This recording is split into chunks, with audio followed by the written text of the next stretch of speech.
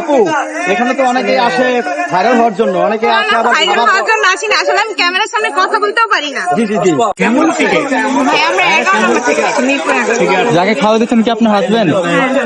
খাবার কেমন কেমন মনে হলো? আমার কোন বিষয়ে আমার কেমন মনে হচ্ছে, এই যে খাবার খাই যাইসা ভিড় এই আর কি, ভিড়ের ভিতরে খাইতে হবে, যেভাবে খাচ্ছি এভাবেই খাইতেছি। কতক্ষণ ওয়েট করলেন খাবারের জন্য? অনেকক্ষণ, আধা ঘন্টা। আপু এখানে তো অনেকেই আসে ভাইরাল হওয়ার জন্য, অনেকে আসে আবার ভাইরাল হওয়ার জন্য আসি না, আসলে আমি ক্যামেরার সামনে কথা বলতেও পারি না। জি জি জি। আমার হাজবেন্ড আমার আগেই থেকে বলতো যে ভিডিও করি, আসো ভিডিও করি, কিন্তু আমি ক্যামেরার সামনে কথা বলতে পারি না, আমার আনইজি লাগে। আচ্ছা এই খাবারটা আসলে কেমন লাগছে আপনার? খাবার মজা, ওই যে চুলার খাবার যেরকম লাগে আর কি, মাটির চুলার খাবার এরকম।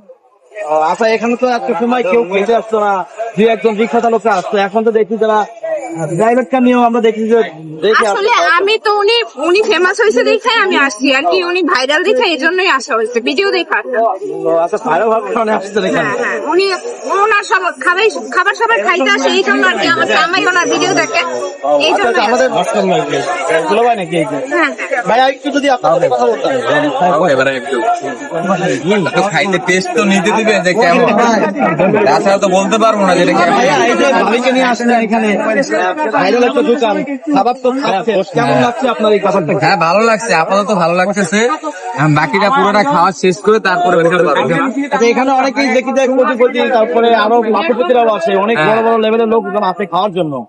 তো এখানে শুনতে পাচ্ছি যে রিক্সাওয়ালারাও এখন সিরিয়াল পাচ্ছে না। হ্যাঁ তা তো এই ব্যাপারটা অবশ্যই। কি আপনি দেখছেন কিনা? হ্যাঁ দেখছি, এটা আমি ভিডিওতে অনেক কিছুই দেখছি, এখানে যে সমস্যাগুলো ওগুলো দেখা তারপরে আসছি।